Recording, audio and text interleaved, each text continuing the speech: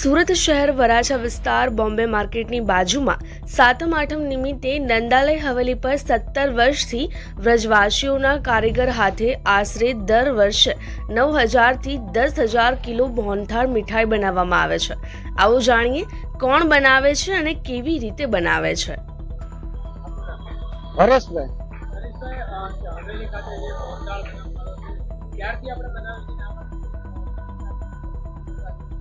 અમાरे तो आ संस्था ने 17 वर्ष चाले छे। 17 वर्षथी आ मोहनथाळ નું અહીંયા અમે વેચાણ કરીએ છીએ અને એ વેચાણ એ રીતનું છે કે પહેલેથી 17 વર્ષથી આ એક ધારા વ્રજમાંથી જ આવે બનાવે, વ્રજવાસી જ આવે અને એ લોકો એકને એક જ આવે છે, અમે કોઈ ફેરવા નથી।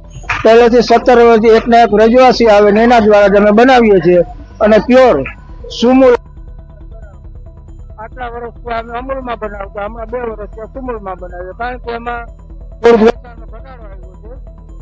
અત્યારે બધી ગલીએ ગલીએ વેચાણ માંડ્યા છે મોહનથાળ બધે એ લોકો એટલા માટે, નહીંતર તો પેલા અમારી ગાડી અમૂલમાં ગાડી આવતી ભરેલી અને પ્યોર અમૂલ ઘી સિવાય અમે ઘી કોઈ વાપરતા નથી અને આ બધું સંસ્થામાં જ જાય છે।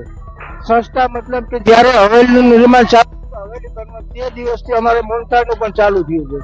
મોહનથાળનું વિતરણ કરીએ છીએ, જે કઈ નફો થાય એ બધું હવેલીમાં વપરાય છે અને એ પણ નફો કઈ રીતનો છે કે સ્વયંસેવકો છે, પછી મહિલા મંડળની બહેનો છે, આ બધી જે સેવા કરે છે એ જ એટલો જ અમારે નફો થાય છે। અમે ભાવ કોઈ વધારે રાખતા નથી, એટલો જ અમારે નફો થાય અને એ નફો બધો હવેલીમાં વપરાય।